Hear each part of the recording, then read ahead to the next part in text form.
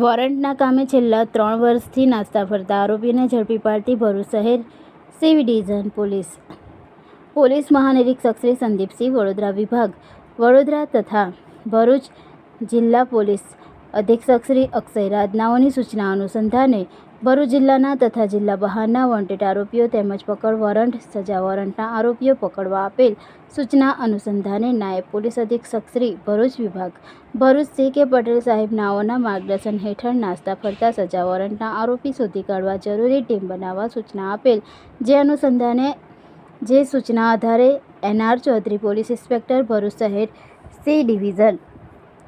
Police સ્ટેશનના આરોપી police station વિભાગ અલગ અલગ ટીમો બનાવી વોન્ટેડ આરોપી પકડ વોરંટ, સજા વોરંટના આરોપીઓ શોધી કાઢવા તજવીજ હાથ ધરવામાં આવેલ હતી, જે અનુસંધાને મેં છઠ્ઠા એડી સિવિલ અને જ્યુડિશિયલ મેજિસ્ટ્રેટ કોર્ટ ભરૂચ કોર્ટના criminal case number 3832/2023 negotiable instrument act કલમ 138 મુજબના કામે આરોપી ઉદયભાઈ પ્રવીણભાઈ જાતે વસાવા રહે મકાન નંબર A17 પાવનપુરી 1 ભોલાવ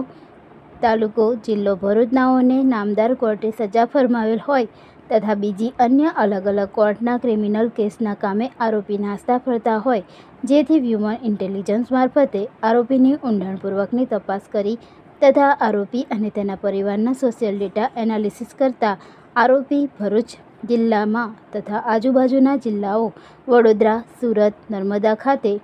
અવારનવાર જગ્યાઓ બદલતો રહેતો હોય અને સદર આરોપી છેલ્લા 3 વર્ષથી નાસ્તા ફરતા હોય, જેથી આરોપીની વોચમાં રહી તપાસ કરતા યુક્તિ પ્રયુક્તિથી તેની ભાળ મળતા તેને પકડી પાડી તેના વિરુદ્ધમાં ઉપરોક્ત સજા વોરંટના કામે કાયદેસરની કાર્યવાહી કરીને આરોપીને ભરૂચ જિલ્લા જેલ ખાતે મોકલી આપવામાં આવેલ છે.